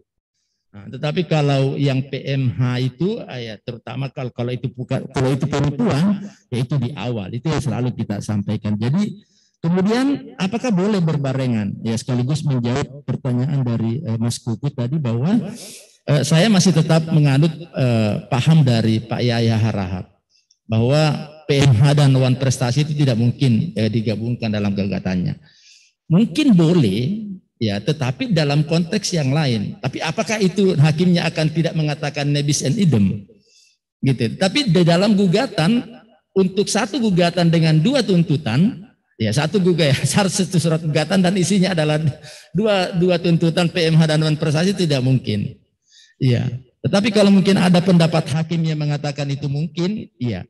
Saya tidak tahu itu perkembangan, tetapi kita akan, saya juga tadi mengatakan bahwa ini harus dilihat, ya karena di Belanda pun itu lebih, kalau itu PMH-nya ada, itu lebih kepada PMH-nya kelihatannya. Ya, lebih ya mengedepankan PMH kalau ada PMH. Ya, tetapi kalau PMH itu masuk, ya atau dimasukkan, dicakupi di dalam uang prestasi perjanjian, maka itu uang prestasinya. Seperti itu Pak Rahman. Kemudian Ibu Mutia, kasus pekerjaan konstruksi seperti itu. Nah, apakah di situ ada uang prestasi, ada PMH? Ini perjanjian-perjanjian yang sifatnya publik. Walaupun sesungguhnya saya tidak ingin membedakan seperti itu. Kalau kita membaca bukunya Profesor Rudi Prasetya, di situ disebutkan bahwa pendapat dari Panprah itu ya mengatakan bahwa ketika publik masuk ke ranah privat, dia harus menempatkan sesungguhnya seluruh dirinya di dalam privat. Tetapi apa yang terjadi itu ketidakadilan. Ya, seringkali kalau publik masuk ke dalam privat, ya enak saja dia. Selalu mengatakan bahwa oh ini kenapa BUMN kita selalu ya organ-organ BUMN kita itu selalu merasa resah karena negara memasukkan uangnya ke dalam BUMN. Dan itu selalu dianggap itu uang negara. Seperti itu. Jadi orang mengelola, begitu dia rugi, kerugian negara. Enak saja orang berbisnis tidak mau rugi. Saya juga mau. Ya kan seperti itu. Tidak mengenal apa yang namanya risiko bisnis. Dan lebih celaka lagi terkadang belum tahun buku, ya kerugian itu timbul, harusnya dihitung pada RUPS dong. Kerugian itu dihitung pada saat di RUPS ditentukan. Jangan di Januari rugi, Februari rugi. Siapa tahu dia Maret, Agustus sampai September naik terus. Itu kan artinya tidak rugi. Karena untuk RUPS-nya menghitung laba rugi, untuk pembagian dividen kalau akan dibagi, karena tidak selalu dividen itu harus mesti dibagi pada tahun itu, karena dividen itu adalah kewajiban tetapi bukan utang. Ya, makanya kalau kita baca bukunya Yahya Harahap bahwa dividen yang bisa dibagi itu adalah dividen yang positif. Untuk laba positif, tidak boleh membagi dividen dengan laba negatif. Misalnya rugi di tahun 2019, lalu kemudian untung di 2020. Di 2020 tidak boleh dibagi dividen itu. Karena harus menutupi dulu kerugian di 2019. Kalaupun untung di 2019, untung di 2020, belum tentu juga. Karena ini bukan utang, itu kewajiban. Ya, masih harus RUPS. Apakah tidak ada kebutuhan di dalam perusahaan itu? Nah, ini yang celaka kita ini. Karena begitu kita berhadapan dengan pemerintah, maka hati-hati. Satu kaki kita ada di publik, satu kaki kita ada di privat. Padahal Pampras sudah mengatakan, mengingatkan seperti itu. Begitu publik masuk privat, dia harus berlaku privat. Makanya ada teman kita dulu, ada rekan kita yang menjadi hakim korupsi, itu hampir semua putusannya, dia bilang saya selalu D. Karena saya mengatakan, loh enak saja kalau dia yang prestasi tidak menyerahkan pembayaran, padahal pekerjaan kita sudah selesai, dia tidak menyerahkan pembayaran, dia tidak ada apa-apanya. Tapi kalau kita terlambat, kita dipidana. Di mana adilnya? Kalau pemborongnya yang terlambat, pidana. Tapi kalau negaranya terlambat bayar, tidak ada apa-apanya. Nah, ini yang masalah juga memang Ibu. Ya, oleh karena itu saya selalu mengatakan bahwa bahwa itu sesuatu ketidakadilan kalau itu yang terjadi. Kemudian Mas Kuku sekali lagi tadi saya sudah menjawab bahwa saya masih tetap menganut paham dari Pak Ia bahwa untuk kasus distribusi tadi, ya distributor tadi, saya masih tetap berpegang pada prinsip bahwa gugatan PMH dan non prestasi itu tidak dapat digabungkan seperti itu. Untuk Pak Pandu saya kira sama ya, hanya untuk mengklarifikasi saja dan kita sependapat. Untuk Pak Ahmad bahwa hubungan hukum yang kaitan dengan klausula eksonerasi. Ya, klausula eksonerasi itu kan termasuk mengurangi tanggung jawab, menghilangkan tanggung jawab, mengalihkan tanggung jawab seperti itu, atau membebaskan diri dari tanggung jawab.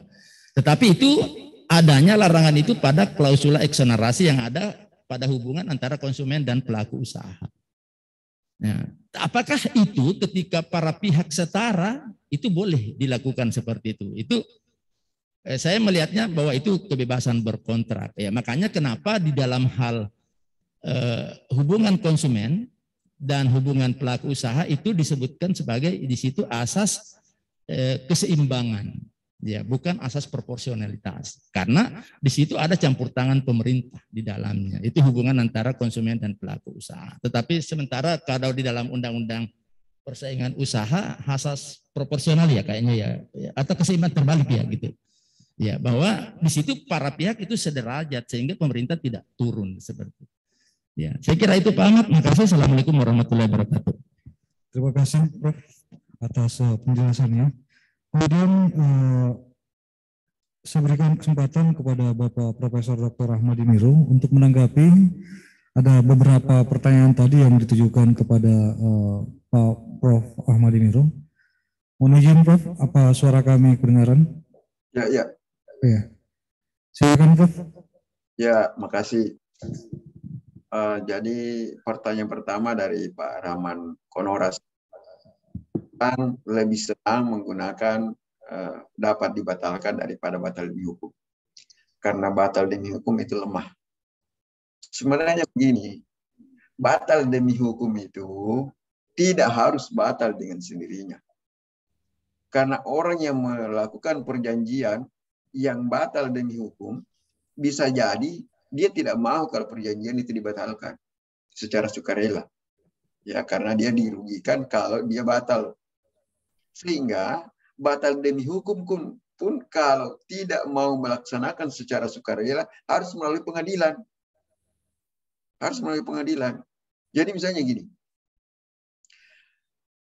Contoh, kalau perjanjian itu dibuat oleh orang yang tidak cakap, ya, kemudian perjanjian itu dapat dibatalkan, maka yang dapat memohon pembatalan hanya orang yang tidak cakap. Ya, hanya orang yang tidak cakap. Ketika dia menjadi cakap atau diwakili oleh walinya. Tetapi ketika perjanjian itu seharusnya batal demi hukum, maka tidak terbatas siapapun di antara keduanya yang bisa menggugat menyatakan batal demi hukum. Jadi tidak serta-merta batal juga, enggak. Karena kalau itu dinyatakan batal demi hukum harus betul-betul batal dan tidak perlu dilaksanakan, susah. Karena pasti ada orang juga yang ngotot mengatakan ini perjanjian sah. Jadi itu pun melalui pengadilan. Kalau tidak mau dilakukan secara sukarela, jadi tetap lewat pengadilan. Jadi tidak lemah, ya. Tapi kita menggunakan itu lewat pengadilan juga. Gampang dibatalkan. Karena pernyataan batal saja. Itu. Apapun itu jarang digunakan. Kalau tadi dikatakan hakim harus punya diskresi, memang hakim punya diskresi. Ya, hakim punya diskresi dalam segala kewenangannya. Nah, kemudian dari Ibu Mutia, kalau ada apa namanya, ada pemesanan yang dilakukan oleh anak kecil di bawah umur, kemudian COD, padahal dia pakai HP ibunya. Ya, ini makanya pada waktu seminar dulu di Aceh tentang perlindungan konsumen yang saya juga narasumber, saya sarankan bahwa ini perlu ada aturan khusus tentang pembelanjaan secara online. Bahwa konsumen juga, ya walaupun saya bidang perlindungan konsumen juga harus bisa mengantisipasi bahwa ada kemungkinan salah. Ya, ada kemungkinan. Jadi ada kemungkinan risiko yang harus ditanggung oleh konsumen juga. Ya, kalau itu menyangkut perbedaan-perbedaan yang tidak esensial. Ya. Kemudian apakah perjanjian yang COD tadi dilakukan oleh si anak harus dibayar atau dapat dibatalkan? Nah, saya mau masuk, sudah disinggung tadi oleh Prof. Anwar juga, dalam pasal 1339. Pada perjanjian itu tidak hanya mengikat apa yang secara tegas dimuat dalam perjanjian, tapi juga apa yang oleh undang-undang, kepatutan dan kebiasaan.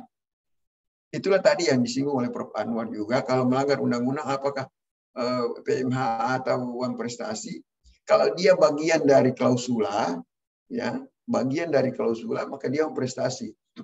Ya, karena melanggar undang-undang itu, dan undang-undang bagian dari klausula perjanjian.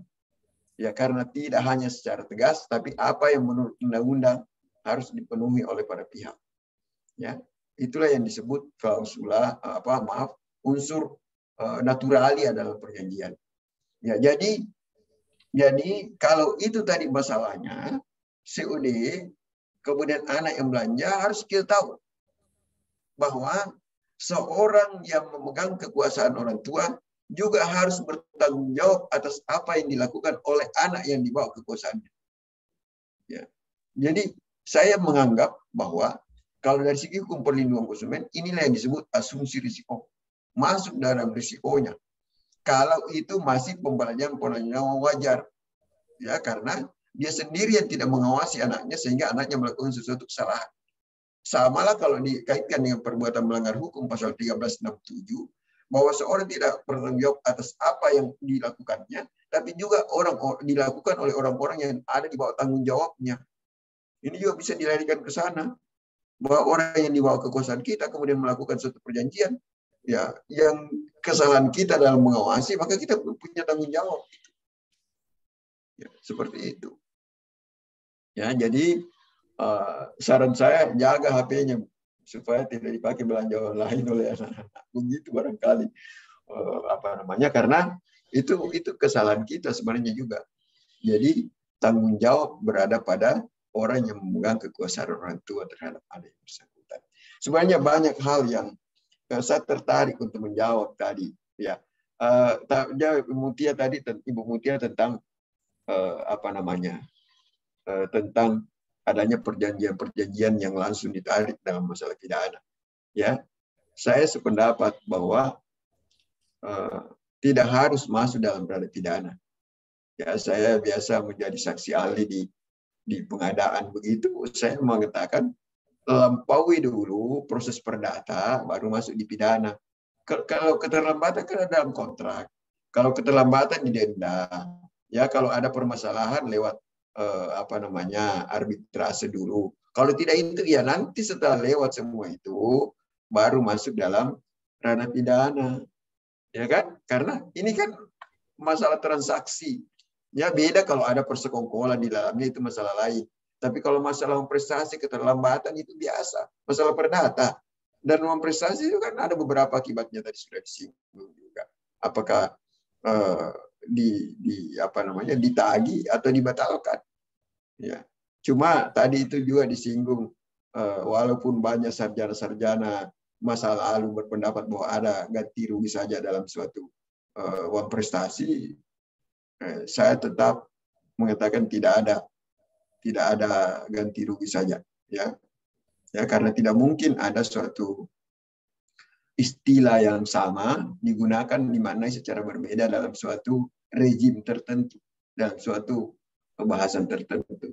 Ya, dan dasar para sarjana mengambil itu pemenuhan atau pembatalan disertai atau tidak disertai ganti rugi itu pasal 1267. 1267 itu tidak mengandung, tidak menjelaskan tentang ganti rugi saja. Ya, yang ada pemenuhan, pembatalan, ganti rugi. Ya, disertai. Tidak ada yang berdiri sendiri.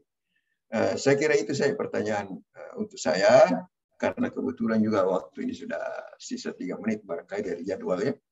Mudah-mudahan manfaat dan mohon maaf kalau ada kekurangan. Terima kasih. Assalamualaikum warahmatullahi wabarakatuh. Waalaikumsalam warahmatullahi wabarakatuh. Terima kasih Pak Profesor Dr. Ahmad Dimiru atas tanggapannya kepada para penanya. Kemudian dari chat di Zoom meeting kita, ada satu pertanyaan dari Ibu Dewi dari Merauke yang mungkin akan ditanggapi oleh Profesor Dr. Anwar Burahima, SHMH. Jadi Ibu Dewi dari Merauke bertanya tentang itikat baik dalam melakukan perikatan. Apa indikator itikat baik dalam melakukan perikatan? Seperti itu, Prof, yang ditanyakan. Ya, baik Ibu Dewi. Yang dimaksudkan mungkin itikat baik dalam melakukan perjanjian, gitu ya, karena dalam melakukan perjanjian akhirnya menimbulkan perikatan. Indikatornya untuk sementara ini agak sulit kecuali replicate, yaitu kepatutan dan kewajaran. Nah, problemnya apa ukuran kepatutan? Ini yang sulit. Jadi saya setiap kali mengajar ke mahasiswa, saya seringkali mengatakan Bu Dewi bahwa ukuran kepatutan kewajaran itu mengenal waktu dan mengenal tempat. Ya. Kenapa mengenal waktu? Jadi tidak berlaku universal, tetapi itu mengenal waktu dan tempat. Misalnya orang Aceh, ya, kalau perempuannya pakai celana itu dipidana kalau saya tidak salah, ya. Nah, itu dianggap tidak patut bagi perempuan yang memakai celana, apalagi kalau dia celana ketat. Di Makassar tidak ada masalah, kecuali kalau dia buka baju. Itu tidak patut dan tidak wajar. Itu mengenal tempat.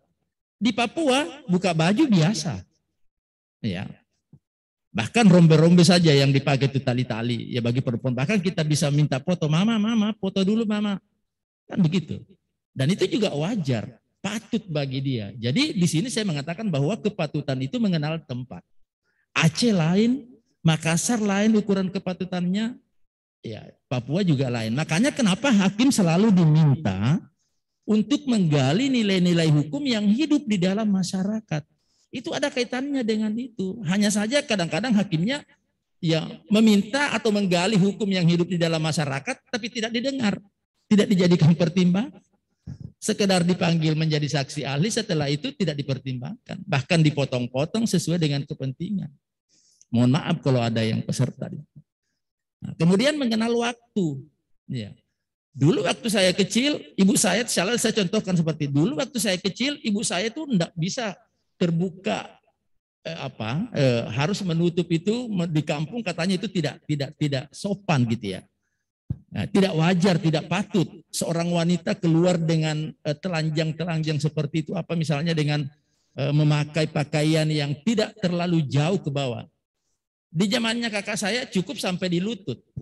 Makanya ibu saya pakai sarung, orang tua dulu pakai sarung rata-rata. Gitu ya. Nah, kemudian kakak saya di zamannya kakak saya itu hanya sampai di bawahnya lutut. Di zamannya saya di atasnya lutut. Iya. Di zamannya di belakang saya, ya dibawanya pusat. Gitu ya. Ya, jadi ukuran kepatutan, ukuran kewajaran itu mengejar waktu. Jadi saya selalu mengatakan untuk mengukur itikat baik itu agak sulit. Ya, itu problem yang sulit karena paling tidak ukuran sementara kita itu adalah bilik head and readly head. Saya kira itu BDW. Makasih. Assalamualaikum warahmatullahi wabarakatuh. Saya kembalikan ke moderator. Waalaikumsalam warahmatullahi wabarakatuh. Terima kasih Pak Profesor Dr. Anwar Ibrahim SHMH atas tanggapannya dari pertanyaan dari peserta. Kemudian waktu yang disediakan oleh panitia sepertinya sudah berakhir untuk seminar terkait isu-isu kontemporer dalam keperdataan. Yang pertama tentang konsensus antara lawan prestasi dan perbuatan melawan hukum, serta mencermati keabsahan perjanjian. Jadi ada kurang lebih 259 peserta kita yang hadir mengikuti secara online seminar ini. Antusiasme yang sangat besar dari Bapak Ibu mengikuti seminar ini. Namun karena waktu yang disediakan sangat terbatas, maka kita tidak bisa melanjutkan ke sesi pertanyaan yang saya janjikan lebih lanjut tadi. Dan program seminar ini sudah menjadi agenda rutin dari Departemen Keperdataan Fakultas Hukum Universitas Hasanuddin. Jadi Bapak Ibu ya insya Allah bisa bergabung kembali dalam seminar-seminar yang akan diadakan di waktu-waktu yang akan datang. Baik, saya tidak akan menyimpulkan apa yang disampaikan oleh kedua narasumber kita tadi terkait konsensus antara uang prestasi dan perbuatan melanggar hukum yang rupanya masih menjadi konsensus, masih menjadi wacana dalam praktek peradilan kita. Kemudian terkait wacana keabsahan perjanjian, Prof. Muhammad Dimiru tadi banyak tidak sepakat dengan pendapat-pendapat yang disampaikan oleh para yuris, para ahli hukum yang lebih dahulu. Baik, demikian seminar ini, pemaparan dan sesi tanya jawab antara peserta dan narasumber. Dan selanjutnya saya serahkan kepada MC. Silakan.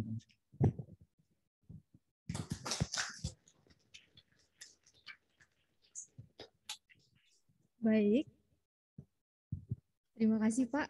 Itulah tadi pemaparan materi dan diskusi dalam seminar Departemen Hukum Keperdataan Fakultas Hukum Universitas Hasanuddin.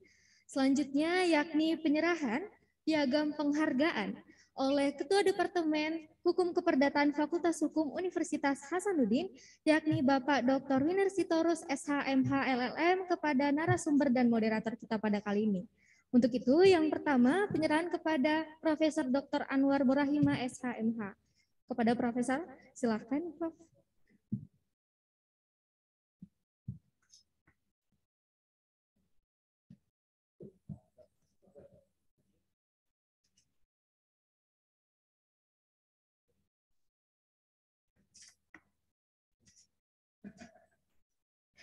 Terima kasih, Prof. Selanjutnya, yakni pemberian piagam penghargaan kepada Profesor Dr. Ahmadi Miru SHMH yang pada kali ini diwakili oleh Ibu Dr. Aulia Rifai SHMH.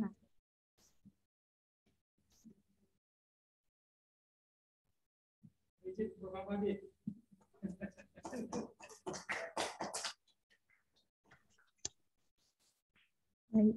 Selanjutnya adalah pemberian piagam penghargaan kepada moderator kita pada kali ini, yakni Bapak Dr. Muhammad Aswan Rauf, SHMKN.